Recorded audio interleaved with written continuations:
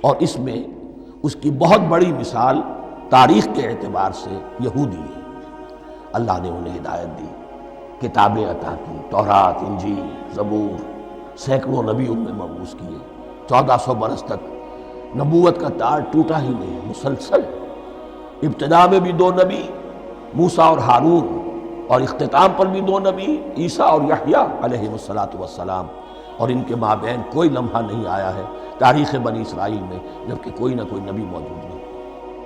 لیکن انہوں نے اپنی شرارت نفس کی وجہ سے ہدایت تورات سے بھی منہ موڑا، اور پھر سب سے بڑی بات یہ کہ ہدایت محمدی سے، ہدایت قرآنی سے بھی صلی اللہ علیہ وسلم منہ موڑا۔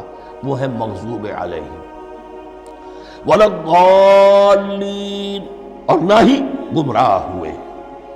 یہ لفظ جو آتا ہے عربی زبان میں گمراہ کا بھی ہے اور تلاش حق میں بھٹکنے والے کا بھی ہے۔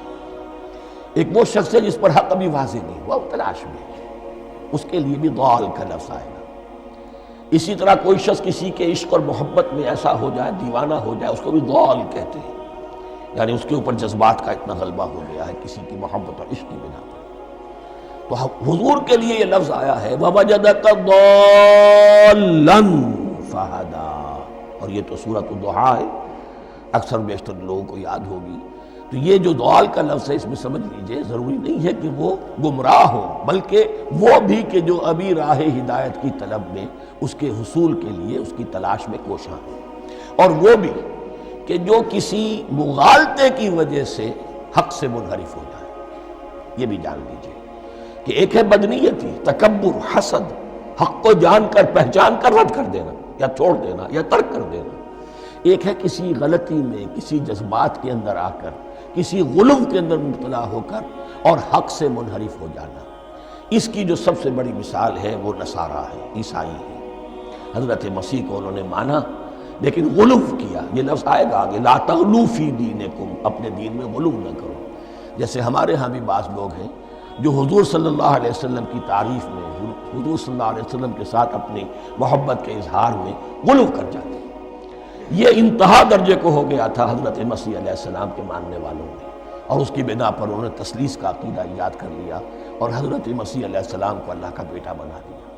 تو اس کی سب سے بڑی مثال ضالین کی اس اعتبار سے کہ ہدایت پانے کے بعد کسی بدنیتی سے نہیں بلکہ کسی اچھے جذبے میں غلو کی وجہ سے، رسول سے محبت کرنا تو اچھا جذبہ ہے لیکن یہ محبت بھی ایک حد میں رہنی چاہیے۔ غلو کرے گی تو ظاہر بات ہے کہ اس کے بعد وہ گمراہی کی طرف لے جائے گی۔ یہ ہے اس سورہ مبارکہ کا ترجمہ، اور اس کے بعد آخر میں آمین کہنا یہ مسنون بھی ہے، کہنا چاہیے۔ البتہ اختلاف یہاں بھی صرف اتنا ہے کہ نماز میں جب آپ امام کے ساتھ ہیں، وہ اگر جہری قرات کر رہا ہے تو آیا اس کے بعد آپ کو بھی بالجہر کہنا ہے آمین یا نہیں کہنا، یہ اختلاف ہے، ان میں کوئی فرق واقع نہیں ہوتا۔ یہ چیز متفق علیہ کہ کہنا ہے آمین، بلکہ یہ آمین تو یہودیوں میں ہے، یہ آمین جو ہے یہ عیسائیوں میں بھی ہے۔ ان کی بھی جو لارڈس پریئر ہے اس کے بعد آمین، وہ آمین کہتے ہیں، وہ فرق، وہ لفظ ایک ہی ہے، اس لیے کہ عبرانی زبان اور عربی زبان یا تو ہم یہ کہہ سکتے ہیں کہ دونوں بہنیں ہیں، کوئی ایک مشترک زبان تھی ان کی ماں جس کی یہ 2 بیٹیاں ہیں، اور یا یہ کہنا پڑے گا کہ عربی زبان کی ماں جو ہے وہ عبرانی زبان ہے۔ بہرحال بڑا قریبی رشتہ عربی کا اور عبرانی کا ہے، اس اعتبار سے وہ آمین۔ اب آپ کو معلوم ہے ہم السلام علیکم وہ کہتے ہیں، وہ سلام کہتے ہیں، فرق کیا ہے؟ وہ تو تلفظ کا فرق ہے۔ اسی طریقے سے اور بہت سے الفاظ ہیں، میں بعد میں بتا۔ اب میں اس سورہ مبارکہ کے بارے میں خاص حدیث آپ کو سنانا چاہتا ہوں، اور اسی سے در حقیقت جو امام ابو حنیفہ کا موقف ہے رحمۃ اللہ علیہ، اس کی حقانیت مزید مبرہن ہو جائے گی۔ یعنی کیا کہ آیت بسم اللہ سورہ فاتحہ کا جز نہیں ہے، سورہ فاتحہ الحمدللہ رب العالمین سے شروع ہوتی ہے۔ وہ میں آپ کو بتانا بھول گیا کہ جن کے نزدیک یہ سورت کا جز ہے وہ پھر جہری قرات میں بسم اللہ الرحمن بھی بلند آواز سے کہیں گے، اور جن کے نزدیک یہ سورہ فاتحہ کا جز نہیں ہے وہ نہیں کہیں گے، وہ الحمدللہ رب العالمین سے قرات کریں گے۔ تو کوئی فرق نہیں ہے بنیادی۔ یہ حدیث جو ہے یہ مسلم شریف میں ہے اور حدیث قدسی ہے، اس کے راوی حضرت ابو ہریرہ ہے رضی اللہ تعالیٰ عنہ، اور اس حدیث نے اس سورت کے مضامین کا نہایت عمدہ تجزیہ کر دیا ہے۔ حدیث کے الفاظ سن لیجئے، قسمت الصلاۃ بینی و بین عبدی نصفین۔ اللہ تعالیٰ فرما رہے ہیں، حدیث قدسی ہے، میں نے نماز کو، صلاۃ کو اپنے اور اپنے بندے کے درمیان آدھا آدھا تقسیم کر لیا، فنصفها لی ونصفها لعبدی، اس کا نصف جو ہے وہ میرے لیے ہے اور نصف جو ہے وہ میرے بندے کے لیے ہے، وَلِعَبْدِي مَا سَأَلَ، اور جو میرے بندے نے مانگا میں اسے دوں گا، میرا وعدہ ہے یا میں نے اسے دیا۔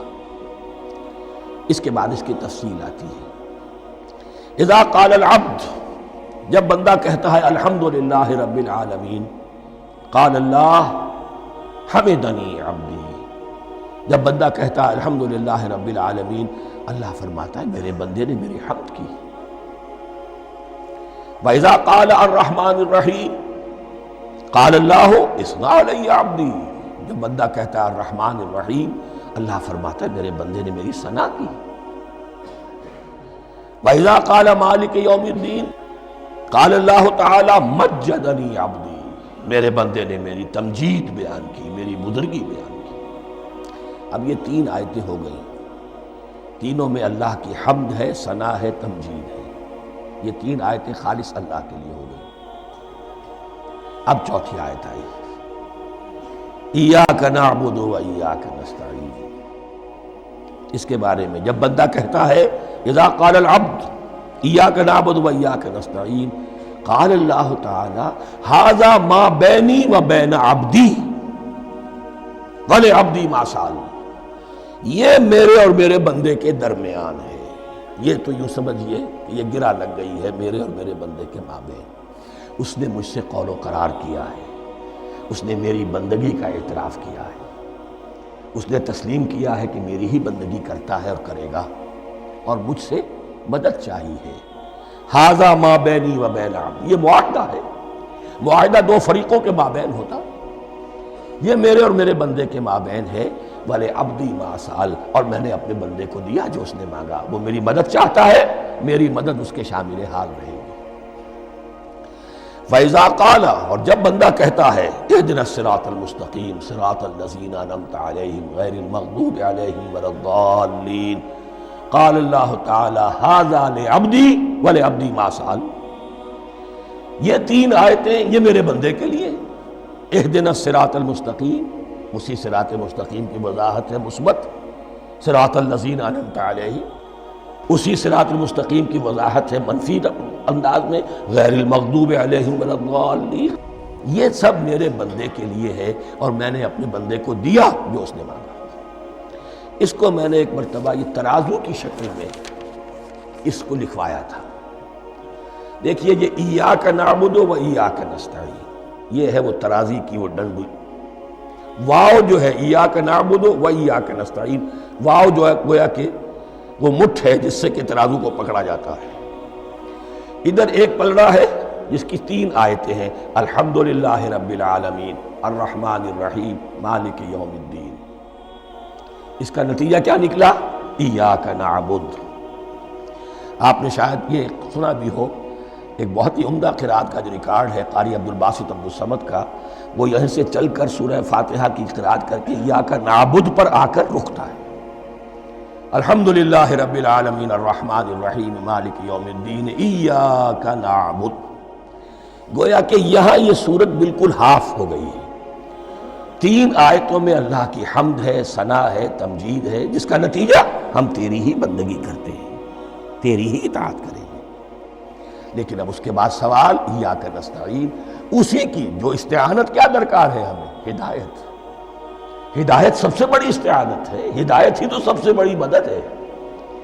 اهدنا الصراط المستقیم صراط الذین انعمت علیہم غیر المغضوب علیہم ولا الضالین، یہ ایاک نستعین کے حکم کے ساتھ یہ تین آیتیں آ گئیں، اهدنا الصراط المستقیم صراط الذین انعمت علیہم غیر المغضوب علیہم ولا الضالین، قسمت الصلاۃ بینی و بین عبدی نصفین فنصفها لی ونصفها لعبدی ولعبدی ما سأل۔ اللہ تعالیٰ اس سورہ فاتحہ کا جو اصل مفہوم ہے وہ بھی ہمارے ذہنوں پر، ہمارے شعور کی سطح پر اسے اجاگر کیے رکھے، ہمیں توفیق دے کہ جب بھی پڑھیں جب بھی سنیں تو وہ کیفیت اگر ہو جائے، اس لیے کہ ایک حدیث ہے کہ الصلاۃ معراج المومنین، نماز تو اہل ایمان کے حق میں معراج کے درجے میں ہے۔ اس حوالے سے ہم یہ سمجھ سکتے ہیں کہ کوئی وقت ایسا آ سکتا ہے کہ انسان کو واقعتاً، روح انسانی واقعتاً اللہ کی یہ جواب سنے۔ انہونی بات نہیں ہے، ہوتا ہے خطاب آخر، اٹھتا ہے حجاب آخر، کرتے ہیں خطاب آخر، یہ تو ہوتا ہے۔ مخاطبہ الہی، یہ تو میں نے عرض کیا کہ ثابت ہے، مخاطبہ، محادث اور تحدیث، اللہ بندوں سے کلام کرتا ہے۔ اب آئیے بسم اللہ الرحمن الرحیم، اب یہ سورہ بقرہ شروع ہو رہی ہے۔ سورۃ البقرہ جو 286 آیات پر مشتمل ہے، تقریباً 2.5 پاروں پر پھیلی ہوئی ہے۔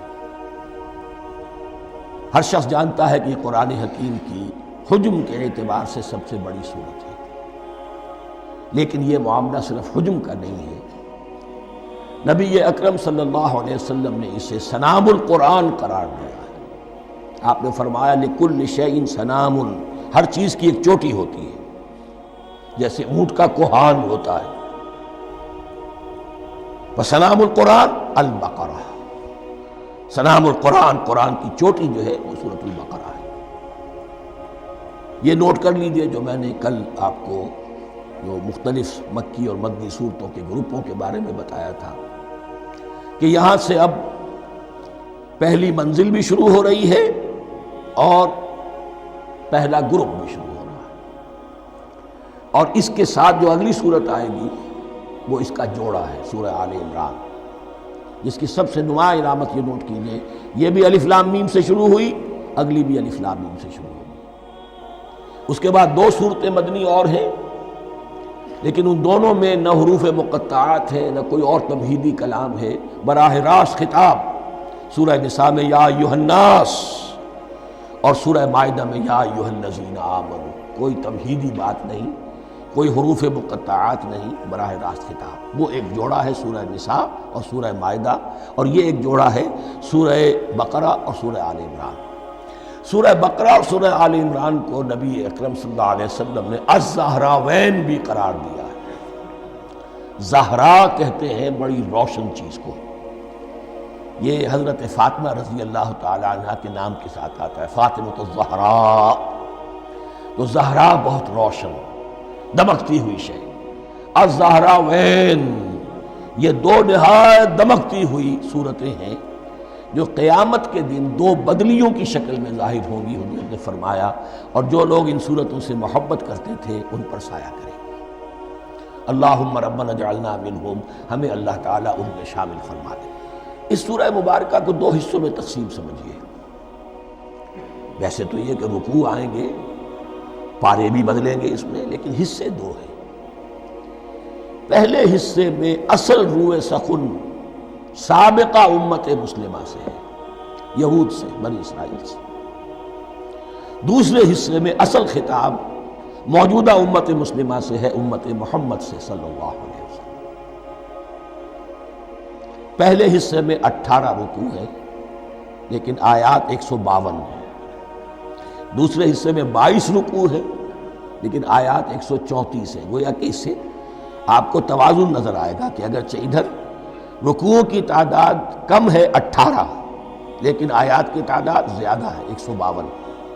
دوسرے حصے میں رکوعوں کی تعداد زیادہ ہے 22، لیکن آیات کی تعداد 134۔ اسی لیے اس کا ایک نام میں نے تجویز کیا ہے، وہ اس لیے تاکہ کچھ حقائق آپ کے ذہنوں میں ان ناموں کے حوالے سے بھی انشاءاللہ محفوظ ہو جائیں گے۔ سورۃ الامتین، 2 امتوں کی سورت، اس لیے کہ تقریباً نصف اس کی ساری بحث جو ہے، مرکزی بحث، وہ سابقہ امت مسلمہ بنی اسرائیل، اور دوسرا نصف اس میں سارا خطاب وہ ہے موجودہ امت مسلمہ، یعنی امت محمد صلی اللہ علیہ وسلم۔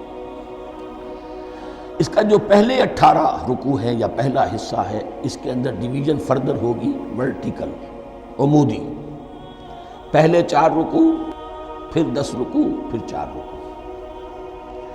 لیکن جو 22 رکوع ہیں دوسرے حصے کے، دوسرے نصف کے، اس میں ڈویژن جو ہے جو ہاریزونٹل ہے، وہ افقی تقسیم ہے، عمودی نہیں، افقی۔ وہ میں بعد میں بیان کروں گا جب ہم وہاں پہنچ جائیں گے۔ ان کو پہلے سمجھ لیجئے کہ اس پہلے حصے کی جو تقسیم میں نے کی ہے، پہلے 4 رکوع، پھر 10 رکوع اور پھر 4 رکوع۔ پہلے 4 رکوع یوں سمجھیے کہ پورے قرآن مجید کے لیے اس کی حکمت اور فلسفے کا جو حصہ مکی قرآن میں بیان ہو چکا تھا اس کا خلاصہ ہے۔ جب یہ صورت نازل ہو رہی ہے تو یہ تو مدینہ میں حضور تشریف لا چکے ہیں، 12-13 سال جو ہیں گزر چکے ہیں، اور ان 12-13 سالوں کے دوران 2/3 قرآن نازل ہو چکا ہے۔ اس میں جو بھی حکمت، فلسفہ اور بنیادی دعوت، یہ جو چیزیں مکی قرآن میں بیان ہوئیں، ان کا خلاصہ نچوڑ نکال کر یہاں 4 رکوعوں میں رکھ دیا گیا۔ اگرچہ ان میں بھی جب گہرائی میں آپ دیکھیں گے تو روح سخن جو ہے وہ بنی اسرائیل کی طرف ہے، وہ میں بعد میں عرض کروں گا، لیکن اضافی طور پر یہ سمجھ لیجئے کہ پورے مکی قرآن کے حکمت اور پیغام کا خلاصہ ان 4 رکوعوں میں۔ پھر 10 رکوع ہیں جن میں براہ راست خطاب ہے سابقہ امت مسلمہ، یا بنی اسرائیل۔ اس کے بھی 2 حصے ہیں۔ پہلے ایک رکوع میں دعوت ہے، بڑا انداز اس کا بڑا پیارا ہے، اس میں دعوت ہے، ایمان لاؤ محمد پر صلی اللہ علیہ وسلم۔ اور اس کے بعد 9 رکوع ہیں ملامت کے، ملامت، تنقید، تم نے یہ کیا اور یہ کیا اور یہ کیا، ہم نے یہ احسان کیے، یہ احسان کیے، یہ احسان کیے، تم نے یہ ناشکری کی، یہ ناشکری کی، یہ ناشکری کی۔ اور اس سب کا نتیجہ آخری 4 رکوعوں میں ہے کہ اب تمہیں اس منصب سے معزول کیا جا رہا ہے جس پر تم 2000 برس تک فائز رہے، اور تمہیں ہٹا کر اب ایک نئی امت محمد کی شکل میں جو وجود میں آ چکی ہے صلی اللہ علیہ وسلم، اسے اس پر فائز کیا جا رہا ہے۔ اور اس کی علامت کے طور پر اسے میں کہا کرتا ہوں کورونیشن، تاج پوشی۔ ایک امت معزول، دوسری امت اس کا نصب ہو رہا ہے، اس کی تاج پوشی کے لیے سمبل، علامت کیا ہے؟ قبلہ تحویل۔ وہ قبلہ یروشلم، سابقہ امت کا قبلہ اب ادھر رخ نہیں ہوگا، اب اہل توحید کا قبلہ یہ مکے کی طرف ہوگا، بیت اللہ کی طرف ہوگا۔ تو تحویل قبلہ کا مضمون ہے جو ان 4 رکوعوں میں آتا ہے۔ تو یہ میں نے تھوڑی سی تمہید جو ہے آپ کے سامنے رکھ دی ہے۔ اب بسم اللہ کیجئے۔ بسم اللہ الرحمن الرحیم۔ الف لام میم۔ الف لام میم یہ حروف مقطعات ہیں، یہ علیحدہ علیحدہ پڑھے جاتے ہیں، علم نہیں پڑھ سکتے اس کو۔ الف لام میم، ہا میم ہے، ہا علیحدہ میم علیحدہ، اگرچہ لکھے ہوئے ہوتے ہیں جڑے ہوئے، کاف ہا یا عین صاد لکھے ہوئے جڑے ہوئے، پڑھے جائیں گے علیحدہ علیحدہ، قطع علیحدہ کرنا۔ تو حروف مقطعات، ان کے بارے میں ایک بات تو جو ہے اجماعی ہے، سب کے نزدیک مسلم ہے، ان کا کوئی حتمی مفہوم اور ان کے حتمی معنی کسی کو معلوم نہیں سوائے اللہ اور اس کے رسول کے۔ اس معنی میں یوں بھی کہا گیا یہ کوڈ ورڈز ہیں،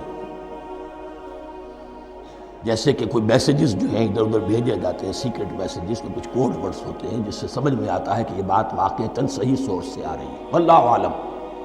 لیکن اس کا کوئی مفہوم اور اس کے معنی جو ہیں وہ اتفاق اس پر ہے، اگرچہ بعض حضرات نے کچھ اپنی سی کوشش کی ہے، کچھ مفہوم جو ہے بنانے کی، وہ اپنی جگہ پر ہے، لیکن یہ کہ کسی حضرت عبداللہ ابن عباس رضی اللہ تعالی عنہما نے بعض ایسی کوششیں کی ہیں، لیکن ان کی رائے کو بھی ان کی ذاتی رائے سمجھا گیا ہے، امت نے اسے قبول نہیں کیا۔ اجماع اور کنسنسس اسی پر ہے کہ اس کے معنی اور مفہوم کسی کو معلوم نہیں سوائے اللہ اور اس کے رسول کے۔ البتہ بعض چیزیں ایسی ہیں کہ وہ اگر نوٹ کر لی جائیں تو شاید آئندہ ہے اس میں کچھ راز کھلنے کے امکانات پیدا ہو جائیں۔ دیکھیے عربی زبان کے جو الفابیٹس ہیں ان کی تعداد 29 ہے یا 28 ہے، میں بتا چکا ہوں۔ الف اور حمزہ کو ایک سمجھے تو 28 ورنہ 29۔ پہلی بات یہ نوٹ کیجئے قرآن حکیم کی 114 سورتوں میں سے 29 سورتوں میں ان کے شروع میں یہ حروف مقطعات آئے۔ دوسری بات یہ کہ اس میں 28 کا نصف کیجئے تو 14 استعمال ہوئے، 14 نہیں استعمال ہوئے، بالکل آدھی تعداد استعمال ہوئی۔ تیسرے یہ کہ جو شروع اور آخر اور درمیان 3 حصوں میں تقسیم کر دیجئے آپ، 9 9 9 پلواڑی 27، ایک طرف 10 رہ جائیں گے۔ پہلے حصے میں سے بہت کم حروف لیے گئے، بہت کم، آخری حصے کے تقریباً تمام حروف ہیں تقریباً۔ درمیانی حصہ وہ ہے کہ جس میں آپ نے دیکھا ہے کہ عربی میں جوڑوں کی شکل میں ہے، صاد ضاد، فرق کیا ہے نقطے کا، سین شین فرق کیا ہے نقطوں کا، را زا فرق کیا ہے نقطے کا۔ تو جو بھی نقطے والا لفظ ہے وہ نہیں لیا گیا، اور جو بغیر نقطے کے غیر منقوط ہے وہ لیا گیا۔ پھر اس میں 3 صورتیں ہیں جن میں ایک ایک حرف آیا ہے، سورہ قاف، سورہ نون، سورہ صاد۔ پھر صورتیں ہیں جن میں 2 2 آئی ہیں، جن میں 3 3 آئے ہیں، پھر 4 4 آئے ہیں، 2 ہی صورتیں ہیں جن میں 4 4 ہیں، اور 2 ہی صورتیں جن میں 5 5 ہیں۔ تو یہ ہے صرف یوں سمجھیے کہ اعداد و شمار۔ اس کے حوالے سے کچھ آدمی غور کرے تو شاید کوئی بات نکلے۔ باقی وہ مثال میں آپ کو بتا دیتا ہوں کہ حضرت عبداللہ ابن عباس نے ایک رائے ظاہر کی کہ الف لام میم در حقیقت ایک جملے کا خلاصہ ہے، انا اللہ اعلم۔ پہلا لفظ ہے انا، اس کا الف لے لیا، درمیانی لفظ ہے اللہ، اس کا درمیانی لام لے لیا، تیسرا لفظ ہے اعلم، یہ آخری لفظ ہے، آخری حرف میم لے لیا، انا اللہ اعلم، میں اللہ جانتا ہوں، واللہ اعلم، واقعتاً اللہ ہی جانتا ہے۔ یہ حضرت عبداللہ ابن عباس کی رائے ہے، لیکن اگرچہ انہیں حبر الامت مانا گیا ہے، لیکن یہ کہ ان کی اس رائے کو بھی اکثر و بیشتر مفسرین نے قبول نہیں کیا۔ اب جو پہلے 2 رکوع ہیں اس سورہ بقرہ کے، ان کے بارے میں تعویل عام اور تعویل خاص کا ایک بڑا بنیادی فرق ہے جو نوٹ کر لینا چاہیے۔ جس وقت یہ صورت نازل ہو رہی ہے، میں عرض کر چکا ہوں کہ 12 سال ہو چکے تھے حضور کو اپنا فریضہ نبوت و رسالت ادا کرتے ہوئے۔ ایک جماعت اچھی بھلی تیار ہو چکی تھی جنہوں نے حضور کی دعوت پر لبیک کہا، ایمان لائے اور آپ کی تعلیمات پر عمل کیا۔ وہ ایک گروہ موجود تھا، یہ ابو بکر ہے، یہ عمر ہے، یہ عثمان ہے، یہ طلحہ ہے، یہ زبیر ہے، یہ عبد الرحمن ابن عوف ہے، یہ مصعب بن عمیر ہے، دیکھ لو۔ اور ایک گروہ وہ تھا کہ جو حق کو جان کر پہچان کر محض اپنی ضد اور ہٹ درمی کی باعث وہ کفر پر اڑ گیا تھا۔ اور اب ایک تیسرا گروہ پیدا ہو رہا تھا مدینے میں آ کر، وہ ابھی ایمبریونک سٹیج میں ہے، کہ جو داعی ہے، مدعی ہے کہ ہم مانتے ہیں لیکن حقیقت میں نہیں مانتے۔ یہ 3 قسم کے گروہ دنیا میں ہمیشہ پائے جائیں گے، ہمیشہ۔ اب اسے میں اس کو لا رہا ہوں تعویل عام کی طرف۔ جب بھی کبھی کوئی دعوت اٹھے گی انقلابی، ایک ہوتا ہے واعظ و نصیحت، ٹھیک ہے، جس نے بھی فائدہ اٹھایا اٹھا لیا۔ ایک ہوتی ہے دعوت انقلابی، وہ انقلابی دعوت کا ہدف ہوتا ہے نظام کو بدلنا۔ نظام بدلتا ہے تو ظاہر بات ہے کہ جو لوگ اس نظام میں جن کے ویسٹڈ انٹرسٹ ہیں اور جن کو پریولیجز حاصل ہیں، جن کے مفادات ہیں، وہ تو لازماً اپنے نظام کا تحفظ کریں گے۔ ٹکراؤ ہوگا، تصادم ہوگا، تصادم میں جانی نقصان بھی ہوگا، مالی نقصان بھی ہوگا۔ یہ گویا کہ کسی انقلابی دعوت کے لوازم ہیں۔ اگر یہ شاید نہ ہو تو ان دعوت انقلابی ہے ہی نہیں۔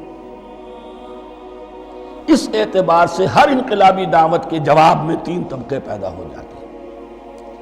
ایک وہ کہ جو اس دعوت کو قبول کرتے ہیں دیانت کے ساتھ، خلوص کے ساتھ، اخلاص کے ساتھ، اور پھر پوری جواں مردی کا ثبوت دیتے ہیں، ہر وعدہ بات، اب جو آئے سو آئے، جان دینی پڑے حاضر ہیں، مال دینا پڑے حاضر ہیں، کوئی تکلیف آئے، کوئی مشقت آئے، کوئی مصیبت آئے، کوئی قربانی کرے، حاضر۔ جب پکارا گیا واپس نہیں پھیرا کوئی فرمان جنوں کا، اور تنہا نہیں لوٹی کبھی آواز جرس کی۔ خیریت جاں راحت تن صحت داماں، سب بھول گئیں مصلحتیں اہل ہوس کی۔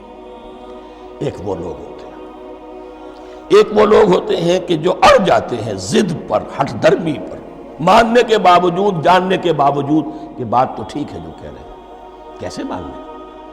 ہماری سیادت، ہماری چودراہٹ، ہمارے مفادات، ہمارے یہ ساری چیزیں، ان سب کے اوپر زد پڑ رہی ہے۔ یہ لوگ اڑ جاتے ہیں اور پھر کوئی دعوت، کوئی نصیحت، کوئی مزید افہام و تفہیم ان کے حق میں مفید نہیں ہوتی۔